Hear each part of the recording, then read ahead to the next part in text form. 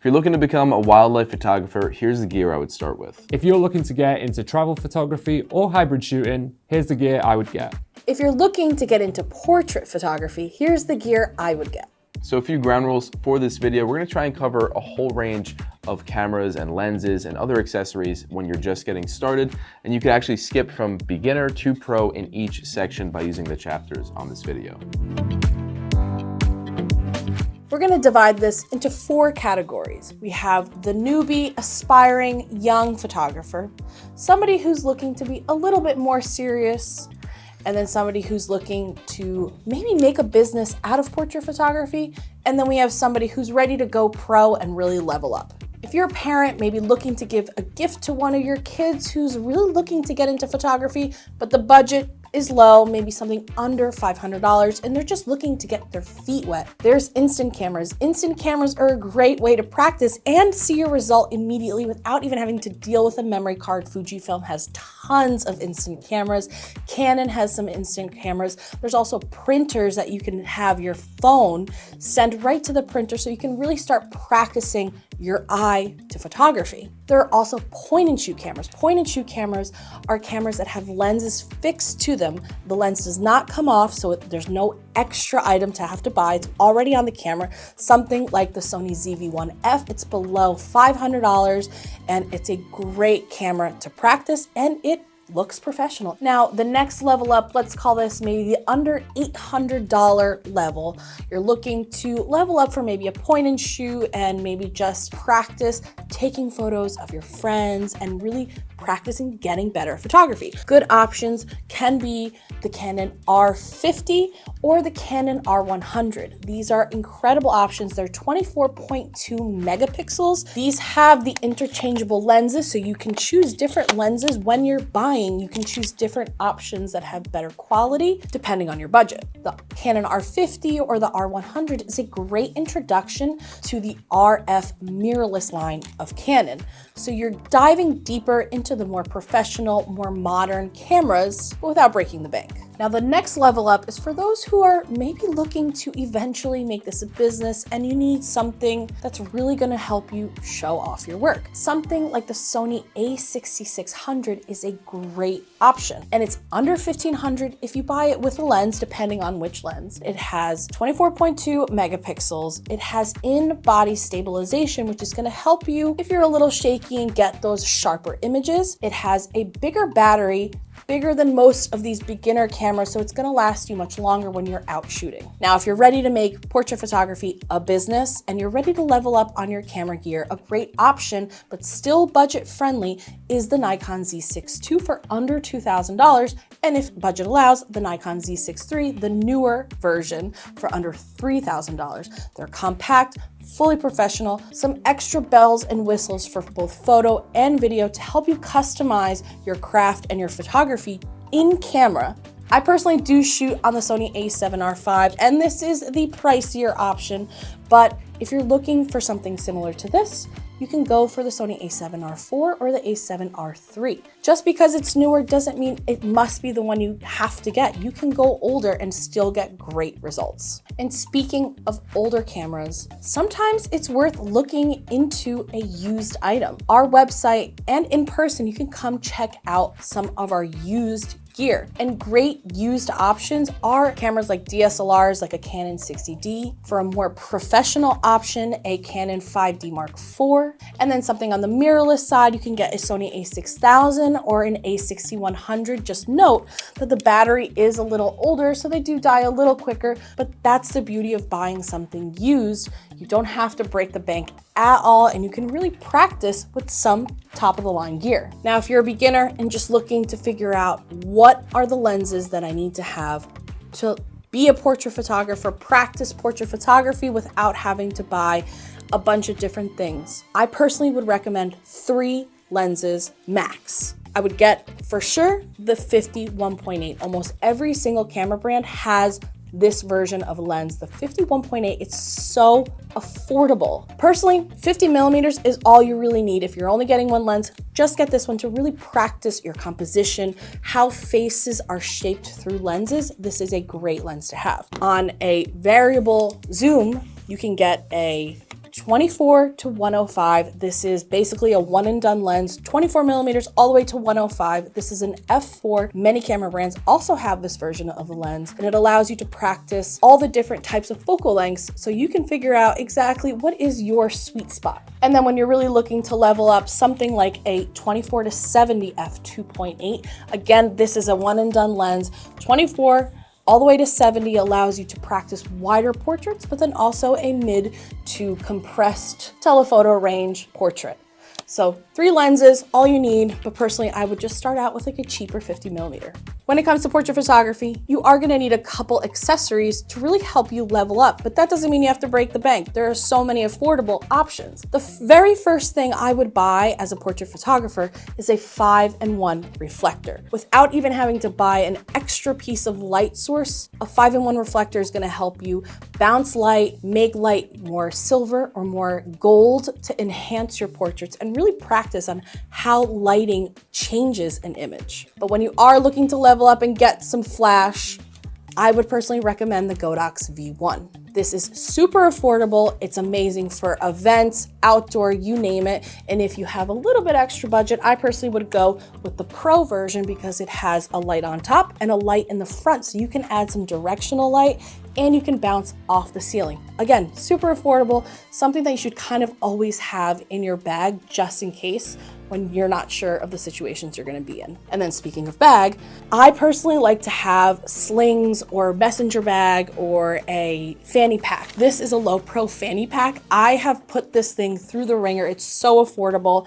You can fit so much into it. But if you're looking for something a little bit more stylish and maybe a little bit bigger, Nomadic did just come out with their newest 13-liter bag. I personally love Nomadic mostly because of the pull tab that gives you easy access. As a portrait photographer who's often photographing families, toddlers, etc., and I have to switch lenses pretty quickly, that pull tab has saved me in so many different situations. I could go on and on about all the different things that you would need and that would make your life much more helpful when getting into portrait photography. But I wanna know, do you have any questions? Do you have any suggestions? Put them in the comments and I would love to hear what I missed. So if you're just getting started in landscape photography, it's really important to learn the settings. And if it's your first camera, then a perfect option has to be the OM System TG7. Now, I love this camera for landscape photography because it's dust, waterproof, splash proof, it's even shock proof. So you could kind of put this through the ringer and still capture amazing footage at 4K 30 frames per second and also get 12 megapixel photos.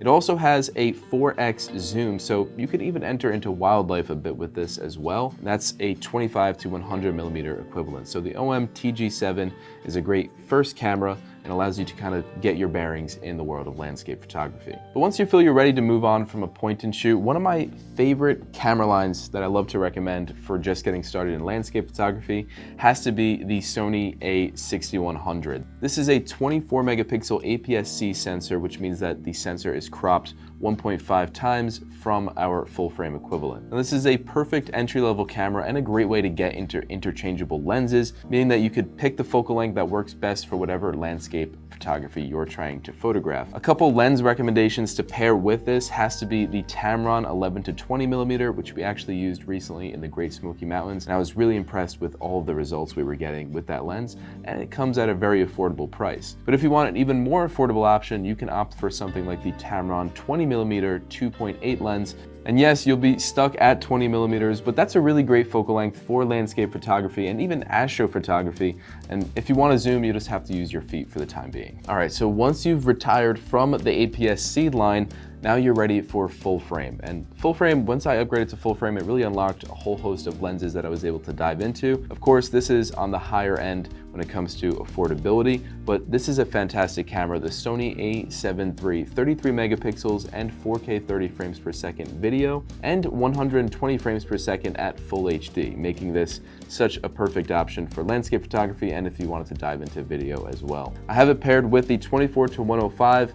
This is a great landscape lens and an all-around lens because it just covers such a great focal range, and at f4 you can get some really sweet shots with it. Another great option to pair with this lens that's also full frame has to be the Tamron 17 to 50mm f4. We also used it in Great Smoky Mountains as well, and I was so happy with the result shots. And I know what you're thinking, is f4 going to be enough for landscape photography? And I think a lot of landscapes especially comes down to having the right light that you're shooting in. So most of the time we're shooting at f8 or f11 to get the sharpest point of these lenses. So that's something to keep in mind when you're choosing your first lens for landscape photography. For filters, when you're just getting started, I would recommend picking up a Tiffin CPL or a Polar Pro CPL. I use this on so much of my landscape photography to cut out any unwanted reflections. And then I would also recommend picking up a fixed 3-stop or 4-stop ND filter, or even a variable ND filter. That way you can get those silky smooth, long exposure photos of waterfalls. And then last but not least, we wanna make sure that we're putting all of this stuff on a nice sturdy tripod, especially if we're trying to take long exposures. I love the Oben 3565. I've been using it for years now, and it's one of my favorite tripods, whether I'm putting it in a lake or whether I'm, I don't know, on top of a mountain or something. It's nice and lightweight. It's really, really durable since it's lasted me years now. And I pair that with an Oben ball head as well, and I think that's the perfect setup for landscape photography. But did I miss any landscape photography gear in this section that you would recommend for just starting out? Let me know in the comments down below. So camera gear is pretty expensive, so I'm going to break it down into a bunch of different categories, starting from the really budget friendly all the way up to the high end for someone who's looking to become a professional in this. So starting off, we've got the really budget friendly, and to be the most budget friendly, I'd recommend getting a used item. Now we've got a bunch of different stuff on our website in the used department. Something like the Canon M50 with the 15 to 45mm kit lens, you can get this combination for under $400, and that is a mirrorless camera as well, so you're learning the more modern technology. But if that's even too much, you can go for the Canon Rebel T5 with an 18 to 55mm kit lens for under $300. This is a fantastic camera, and everyone that I speak to that started photography like 5-10 years ago, a Rebel Canon DSLR was their first camera. So this is a fantastic bit of kit that will help you learn the basics of photography, and who knows, you might want to push on from there. One quick asterisk to mention here though is that these are on the EF mount Canon lenses. So if you're then going to push on and get newer lenses, you'll have to change to the RF system for Canon. So that might end up costing you more money in the long run, but if budget is really tight right now and you really want to get into it, I would still recommend these items. If you're wanting to spend a bit more money and you're looking to spend maybe under $1,000 for a camera body, I really recommend the Canon RP. This is one of Canon's first full-frame mirrorless cameras. Yes, it's not the newest camera, but this is a full-frame camera, 26.2 megapixels. It shoots 4K 24 frames per second video, and you can get this for under $1,000. But if you're a hybrid shooter that wants a more video-leaning camera, then I recommend the Nikon Z50 Mark II. This is an APS-C camera with a 20 megapixel sensor that shoots 4K 60 frames per second in 10-bit. These are some professional level features that some modern full-frame cameras don't have. So this is a fantastic camera, and at that price point, you really can't go wrong. But if you're looking to get a more professional body and you've got around $2,000 to spend, if you're a travel photographer, I can't recommend the Sony a7C enough. Now this is the Mark I of the a7C, so this is essentially an a7 III in a smaller body. And then when you put this on with a 40mm f2.5 prime, you've got a really tiny package that can deliver fantastic results. And that comes in at around $2,000. But if you're looking to spend around $2,000 on just a body, then I think the a7 IV from Sony or the Canon R6 Mark II are fantastic options. The a7 IV is a 33 megapixel camera, and the R6 Mark II is a 24 megapixel camera. Both shoot 4K 60 10-bit, fantastic photo results on their full frame sensors. These are amazing hybrid cameras at very competitive price points from both brands. So your lens choice will differ if you're solely doing travel photography or if you're doing a bit of hybrid shooting. So if you're solely a travel photographer, I recommend on the higher end, if you've got an a7 IV for example, the G-Line lenses, the 16 to 25 and the 24 to 50 f2.8. These are tiny lenses that will fit in the smallest space in your bag. They'll take up no real estate, and they are really high quality. You'll get amazing results. And from 16 to 50, you've got all aspects there really of travel photography. You might need to get an extra zoom, at some point if you want a more telephoto look, but I tend to see whenever I'm traveling, I want to get most of what I'm surrounded. I don't need to isolate a subject. So 16 to 50 is a fantastic range for travel photography. But if you do want that zoom lens and you also want a one and done lens, a one lens to rule it all, Tamron have a great 28 to 300 millimeter. This will cover you on all bases. If you need a wider or more zoom lens in this, you're doing some really niche photography. So this is fantastic to just put on your camera. You don't have to worry about changing lenses or bringing another lens, and you'll be sure that you get the shot no matter where you are. But say you're a hybrid shooter and you might want to shoot some video and you might want to be shooting yourself in a little vlog or something like that. Well, the pinnacle of all these lenses, the vlogging lens, is a 16 to 35 2.8. Now, all brands have a version of this and it is fantastic to have. It makes you get all of the background in so people know where you are, and you can still punch in if you need to zoom in on something. Now, obviously these are very expensive lenses, so third parties like Sigma, Tamron, they have fantastic options for wide angle zoom. It doesn't have to be 16 to 35 2.8. There's f4 versions, there's different focal ranges, but getting a wide angle zoom is a fantastic lens for a hybrid shooter. Now, when you're traveling around, you're gonna wanna have something to not only contain all your gear in, but also have a tripod. Maybe if you wanna shoot yourself, you wanna lock off, but you don't wanna be carrying a massive video tripod around. That's where the Obin CQL13 comes in. This is a tiny carbon fiber travel tripod. It extends to 51 inches. It's so light, you'll forget that it's even in your bag or on the side of your bag, and it is the perfect travel tripod. And if you're traveling and you're on the go, you're gonna want a portable microphone too. That's where something like this shotgun mic will come in. You put this on top of your camera and it will really improve your audio. You've got a fantastic foam cover here that will protect you from the wind. This is in a shock absorber mount, so if you're like wiggling your camera about, that won't be heard. It's just really important to not neglect audio when you're shooting high quality video. So this will really improve the quality of your videos. And when you're traveling around, you might have brought a massive camera bag with all of your gear, but in your day-to-day travels, you're gonna want something smaller, and that's where the Peter McKinnon Nomadic Cube bag comes in. So essentially, this is a cube that has a few dividers in here. This is perfect for a camera and a lens, an extra lens, the microphone that we talked about. You can even put a tripod in the back of this, because not only is this a cube, it then turns into a backpack, and this is fantastic. I personally own this. I think this is one of the best camera bags out there, and I have the bigger Peter McKinnon bag. This sits in the top of it constantly. I can't tell you how many times this has come in clutch when I don't want to carry this 35-litre bag around. This saves my back, and you can use this for so many other things, and it looks cool, so that's a plus. For me, travel photography is really one of the most exciting forms of photography, because when you're on your trips, you want to capture the moment in the best way, and then you really want to wow your family and friends and kind of make them jealous when you get back. So even if you're at the budget end, this will really elevate those photos, because your phone is great, yes, but having a dedicated device to take these pictures not only makes it more enjoyable, in my opinion, it's so much fun to do when you're out on your trips. And when you're out traveling, you also might want to capture some moving moments. That's where the video side comes in. And again, your phone is fantastic, but having a dedicated device that not only you can create movies with, but also having the option to change lenses and experiment with different focal lengths. This is when hybrid shooting is really exciting. But if you have any questions on the gear or what you should buy, you can email, chat, video chat with our experts in the store, or pay them a visit, or let us know in the comments down below. But in the meantime, I've been Matt, and thanks for watching. All right, it's time for the wildlife photographers.